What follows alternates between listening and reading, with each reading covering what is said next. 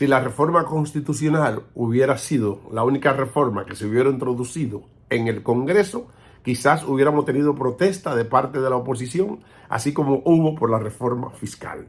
¿Qué logró el presidente Luis Abinader? Esto es otra cosa, yo no estoy diciendo que sea así, estoy diciendo que cabe la posibilidad. ¿Qué logró el presidente Luis Abinader? Que la protesta que le hicieran fuera la protesta de gente protestando por la reforma fiscal, no por la reforma constitucional. Preste atención.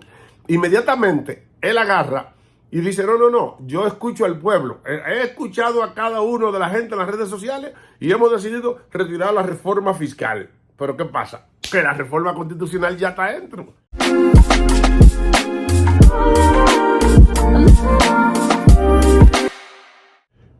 Bendiciones. Miren, ¿qué pasó?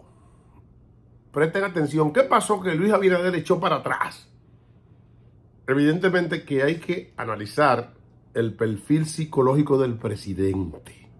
El presidente Luis Abinader no es un presidente cualquiera que salió de Villajuana, salió de allí, cuando no es denigrando a nadie que haya salido de Villajuana ni que saliera de allí. No. Es que la mayor parte de presidentes que ha tenido la República Dominicana, con excepción creo que de don Antonio Guzmán y otros por ahí, son presidentes de clase media que saltan de la clase media, bueno, pues llegan a alcanzar el estatus de presidente de la República y por ende lo que más importa es casarse con la gloria y pasar a la historia. Pero no tienen más nada que perder. Ellos exponen su popularidad, su vida y todo, porque es lo único que tienen. En el caso de Luis Abinader, estamos hablando, mi querido amigo, pues de un presidente multimillonario, un empresario próspero, un empresario con una familia estable, porque a veces no basta con que tú seas millonario y próspero, sino cuando tú eres una persona estable, con hijas que te quieren, que te extrañan, con una familia bonita. Ejemplo, aunque muchos perversos siempre quieren buscarle las 5 patas al gato, es una familia ejemplo, la familia presidencial. Entonces, hay que estudiar el perfil psicológico de Luis Abinader. Inmediatamente él somete la reforma constitucional donde es deshabilitado con un transitorio que dice que él mismo ya no puede volver. Él mismo cumple una promesa, no al pueblo, no a su partido, ni a nadie, sino le cumple una promesa a su propia familia, diciéndole, yo de esto me salgo y jamás en la vida regreso a eso. Ahora, ¿qué es lo que el presidente está tratando de lograr?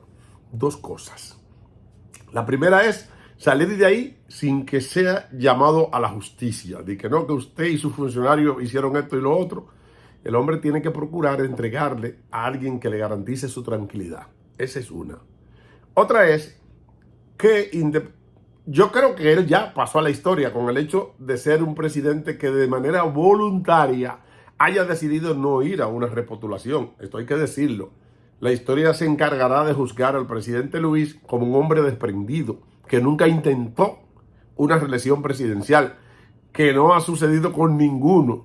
Creo que el que ha estado más cerca del presidente Abinader es precisamente Leonel Fernández, que aunque modificó la Constitución, muchos dicen que la modificó para regresar.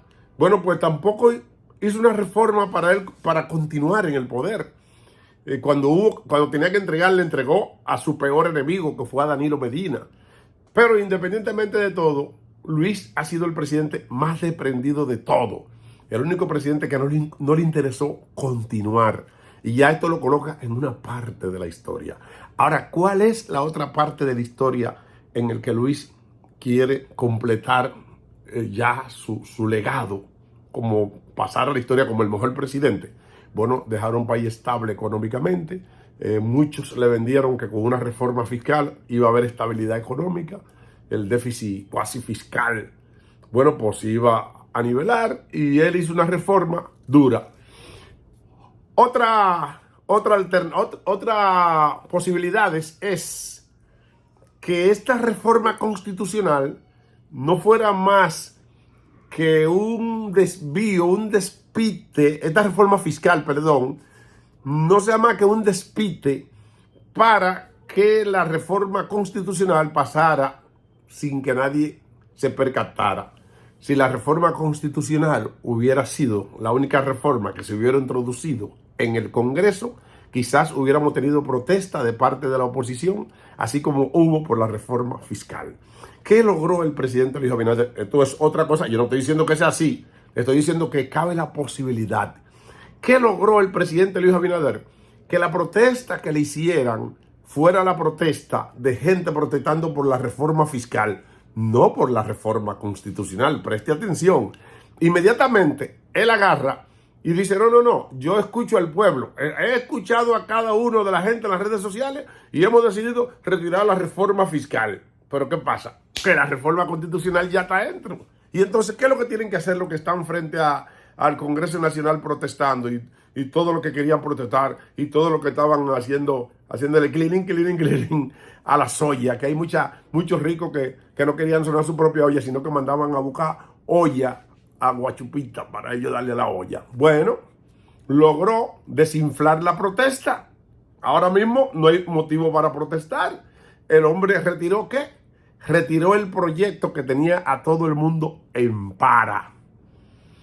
Entonces, pudiera ser de que el motivo de la introducción de una reforma tan agresiva, donde se hablaba de desaparecer la ley de cine, el cine que maneja, mucha gente pudiera estar de acuerdo en torno a que hay un pequeño grupo que es el que se beneficia. Eso yo lo creo, porque yo he hecho un par de películas a través de la ley de cine y no he conseguido ni un peso. Yo que tengo muy buenas relaciones.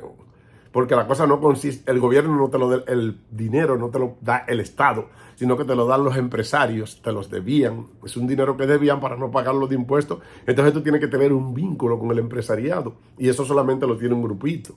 En eso estamos de acuerdo, que hay una cúpula que se beneficia de la ley de cine. Ahora bien, los beneficios culturales que deja la ley de cine son tanto en empleomanía, la cantidad inmensa de empleo que deja y cómo trabaja con nuestra identidad.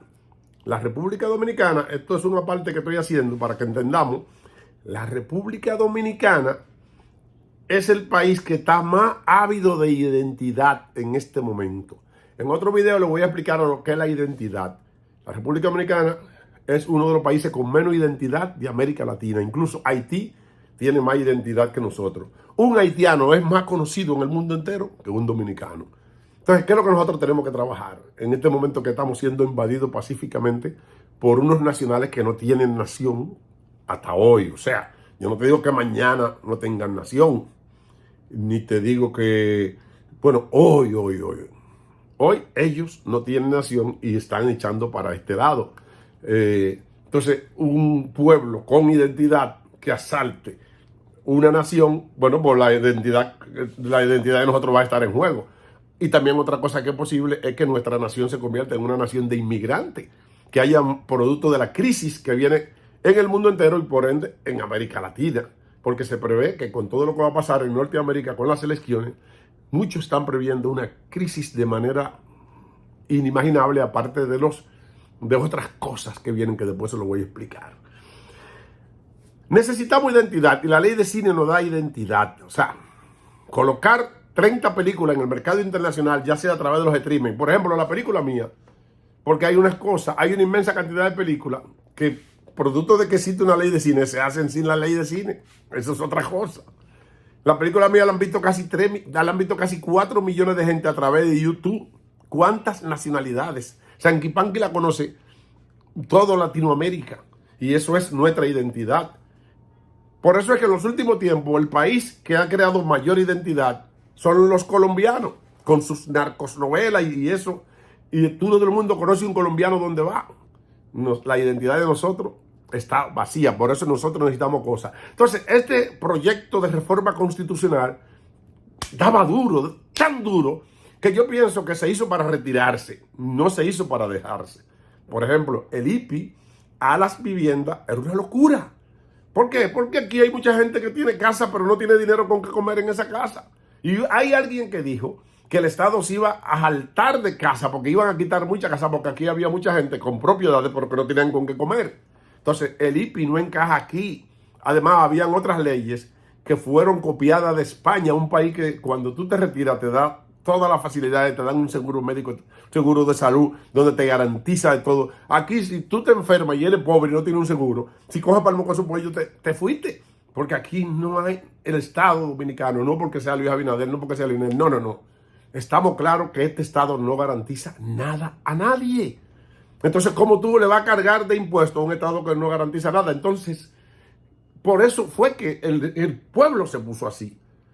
Pero yo pudiera ser de que esta reforma fiscal se introdujera para que pasara por debajo de la mesa la reforma constitucional que tanto se oponía a la oposición. Y la reforma fiscal después la consensuamos con los mismos opositores, pero ya se introdujo la modificación a la Constitución donde se establece la independencia del Ministerio Público, quienes muchos dicen que no hay ninguna independencia porque lo sigue nombrando el Poder Ejecutivo, lo recomienda y lo pone por 2 años. Eso garantiza a que el gobierno que salga pudiera implantar un ministerio público que no lo persiga. Eso también pudiera ser por ese lado. Y pudiera ser que por ahí anden las cosas. Bueno, el caso es, saliéndonos de ahí, de esa posibilidad que establece que la reforma fiscal pudo haber sido una distracción. ¿Una qué? Una distracción para pasar la reforma constitucional. Saliéndonos de eso, pudiera ser de que también el presidente recibiera una llamada de alguien muy poderoso, de su propia casa, y le dijera, no te metas en eso, haz lo que ese pueblo quiera, haz lo que ellos quieran, no hagas tú lo que tú quieras. ¿Por qué? Porque ese cleaning, nadie lo aguanta en el mismo Piantini donde viven los ricos. Y aparte de todo, esa protesta en el Congreso, ¿qué pasa? ¿Quién va a aguantar eso? Ningún gobierno va a gobernar con esa tranquilidad. No va a haber tranquilidad, y menos a 2 meses de haberse instalado el segundo periodo de gobierno. Recibí una llamada y le dijeron, suelta eso. Y algo por consenso, que todo el mundo esté de acuerdo. Reúnete con la oposición y que ellos aporten. Porque eso es lo que yo hiciera. Yo llamara a Leonel, llamara a Danilo, vamos a hacer una reforma fiscal porque ustedes son para que ustedes expongan y que se sacrifique todo el mundo, porque aquí lo que se está diciendo, que los ricos no están siendo sacrificados. Por eso que la reforma fiscal era fuerte. Un carro Sonata pagaba igual, pagaba un chin menos que un Ferrari de placa. Es una locura. Y cosas como esas, quitándole los incentivos al turismo, y las cosas pueden no venir buenas. El presidente pudo haber recibido una llamada de alguien muy poderoso para que le dijera, sal de eso.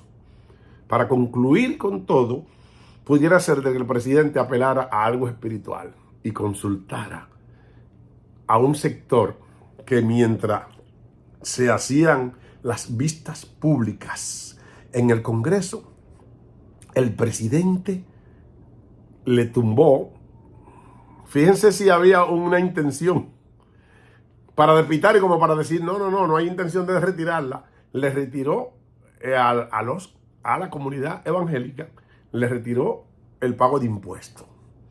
¿Qué significa eso? No, ustedes no van a pagar impuestos porque nadie quiere tener los evangélicos en cada iglesia, cleaning. Son muchas iglesias las que hay en República Dominicana. Bueno, pues en ese intervalo, él pudo haber acogido asesoramiento espiritual y entonces quizá los pastores se fueron a Primera de Reyes. Habla del gobierno de Salomón, presta mucha atención. Salomón, ese que ustedes ven de los proverbios, ese que escribe tantas cosas, Cantar de los Cantares, los proverbios y Eclesiastés, todos esos salmos y esas cosas tan bonitas que escribió Salomón, ese mismo terminó descarriado. Y no solamente que terminó descarriado, sino que el Señor le prometió que dividiría el reino de Israel en 2 y no le iba a dividir en su gestión por amor a David, pero inmediatamente él saliera, bueno, pues así iba a ser. Esto fue lo que trajo como consecuencia que a la muerte de Salomón lo hereda su hijo Joroboam. Apréndanse este nombre, Roboam. Hay quienes hubo un amigo allá en la vista pública que dijo Roboam. Bueno, Roboam fue el que heredó a Salomón. Y entonces Roboam no se llevó del consejo de los ancianos. ¿Por qué? Porque era que Salomón le había incrementado en los últimos tiempos los impuestos al pueblo de Israel, que eran las 12 tribus en conjunto. Y entonces, Roboam, en vez de llevarse del consejo de ancianos, que le dijo, quítale impuesto al pueblo. ¿Por qué? Porque tu papá, porque él era un líder, porque era el más sabio, porque era el más tontón, bueno, pues le ponía impuesto al pueblo porque Salomón, era el rey más popular que había en el mundo. Venían de la reina de Saba, caminó casi 8.000 kilómetros detrás de la sabiduría de Salomón. Entonces le tenía impuesto. Y entonces los ancianos le recomendaron a Roboam que le tumbara impuesto al pueblo. Entonces Roboam no se llevó de los ancianos que asesoraban a Salomón, sino que buscó jóvenes que no conocen de lo que es la economía. Y entonces esos jóvenes lo que le dijeron a Roboam fue, auméntale los impuestos. Aparte de todo el diablo que se está llevando al pueblo de Israel, auméntale los impuestos. Esto trajo como consecuencia una sublevación de las 12 tribus de Israel, que eran las 12 tribus, que era existía el reino del norte y el reino del sur. El reino del norte era el reino que estaba compuesto por las 10 tribus. El reino del sur estaba compuesto por 2 tribus, la tribu de Benjamín y la tribu de Judá. Bueno, pues Jeroboam, un siervo de Salomón que se había ido a Egipto huyendo, regresó porque Dios ya había prometido a él el reino. Un profeta le había dividido un manto en 2 y le había puesto 10 y 2. Jeroboam se subleva y entonces, producto de que al pueblo le habían aumentado los impuestos, estos disgustos trajo como consecuencia la división del reino de Israel. Y por ende, cuando se divide, Israel pierde la mitad. Roboam pierde la mitad de su reinado. No dudo que algún ministro, como lo planteó uno de los que estaba ahí, una mujer que estaba ahí, creo que se lo sacó a colación, después vino uno y dijo, Roboam era que se llamaba el rey. Bueno, pues no duden ustedes que algún ministro de esto, beneficiado, que yo no estuve de acuerdo con eso de que los evangélicos fueran solos a que le tumben los impuestos, porque eso es antipueblo. Y los evangélicos estamos para velar por el pueblo. Debieron de ir a velar para que la reforma fiscal no afectara al pueblo, no que no afectara a los evangélicos, porque no podemos ir a luchar. Luchar solamente por nosotros solos no viene de Jesucristo. Jesucristo siempre luchó por los pobres, no por los discípulos. Nunca fue de que no me afecten los discípulos. No, eso no es de Dios, mis amados queridos hermanos. Bueno, pues parece que algún ministro de eso le contaría la historia al presidente Luis Abinader de lo que le pasó a Roboam, y por ende el presidente se llevó del ministro, inmediatamente tiró un discurso diciendo, la reforma está retirada porque me voy a llevar del pueblo. Roboam no escuchó al pueblo diciéndole, no escuchó el consejo de los ancianos que le decía, escucha al pueblo, no le ponga más impuestos. Era así mismo, era impuesto. Aunque muchos dicen, no, porque el pueblo de Israel paga impuestos, porque la moneda que le dio, Cristo dijo, paguen a César lo que es del César. No, es que eso es otro contexto. Cristo estaba de acuerdo con que se pagaran los impuestos, pero los impuestos era que ya estaban establecidos. No era que sí le iba a imponer nuevos impuestos. Eran los impuestos del César, y que era de manera diferente porque era que esos impuestos iban directamente al César. No iban los impuestos de nosotros, van a la nación, y lógicamente el César, que es el Fondo Monetario Internacional, se lleva una parte de esos impuestos. Por eso ellos se ponen contentos y han destruido muchos países, incluyendo a Venezuela en los tiempos de Carlos Andrés Pérez. O sea, tú no te puedes llevar. Se dice que el equipo económico de Carlos Andrés Pérez era el mejor equipo económico que ha existido en América Latina en todos los tiempos. Sin embargo, eso trajo un caos que culminó con la destrucción del gobierno de Carlos Andrés Pérez y la instauración del chavismo, que terminó con la destrucción de Venezuela. O sea, fíjense cómo es tan peligroso esto de subir los impuestos. O sea, que no ha destruido, no fue solamente el reino de Israel que fue destruido, los venezolanos fueron destruidos por una carga impositiva. Entonces parece que a Luis Abinader le dijeron, no pase a la historia como el presidente que se le destruyó el país en las manos, como le pasó a Salvador Jorge Blanco, que el pueblo se tiró a la calle. Al parecer, Luis Abinader recibió una llamada de allá arriba y él, en aras de irse en paz, decidió consensual una reforma fiscal donde intervengan todos los sectores y cada uno exponga su punto de vista para ver cómo le buscamos una solución, porque todo el mundo está consciente de que hay que hacer la reforma fiscal, aunque no de la manera como se introdujo. Bendiciones.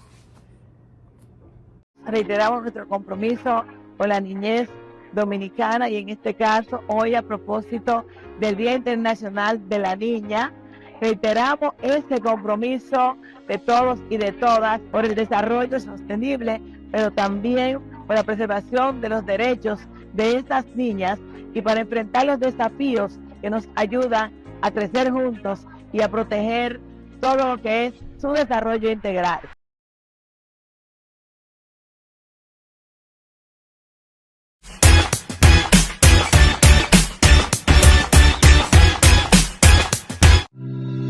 En el Senado de la República Dominicana, día a día, hombres y mujeres trabajan arduamente para representarte, actuando permanentemente de manera incluyente y participativa, cumpliendo con la aspiración ciudadana, con la sociedad dominicana y sus provincias.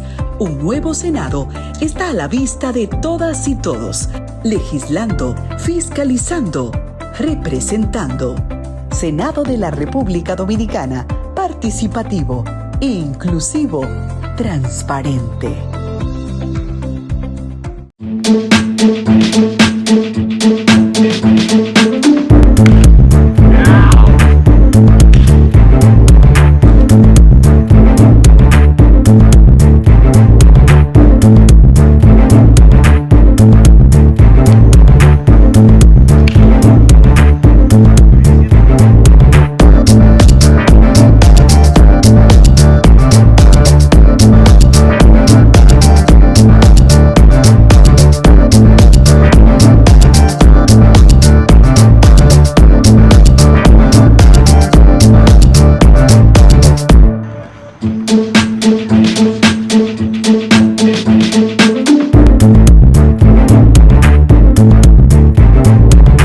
Get rid of pain with Never Pain. Available now at healthstore.com.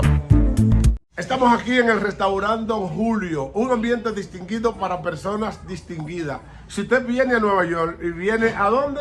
215 Wickham Avenue, Middletown, Don Julio Restaurant. Don Julio Restaurant. 215 Wickham Avenue en Middletown, New York. 100940, por si se le olvida la dirección. La mejor comida criolla. Eso. Con el mejor sabor. Aquí tiene el VIP del restaurante Don Julio. Este es el VIP del restaurante Don Julio. Cuando usted venga a almorzar va a poder estar tranquilito aquí en el VIP del restaurante Don Julio. Ya usted sabe. ¿Ya comió, amigo? No, todavía. ¿Ya está esperando su comida? Ah, ya usted sabe. ¡Atención! Por fin, todo barato y fiao en Jonás Furniture and Mattress. Tenemos especiales en televisores, matres desde $99 en adelante, muebles, comedores, juegos de aposentos, de sala y todo para tu hogar. Y si es cliente, no paga inicial. En la 134 North Street, Middletown, New York. Y en la 450 Main Street, Poughkeepsie, New York, 12601. Teléfonos 845-775-4691 y el 845-232-5260. Jonás Furniture and Mattress, la ballena de los...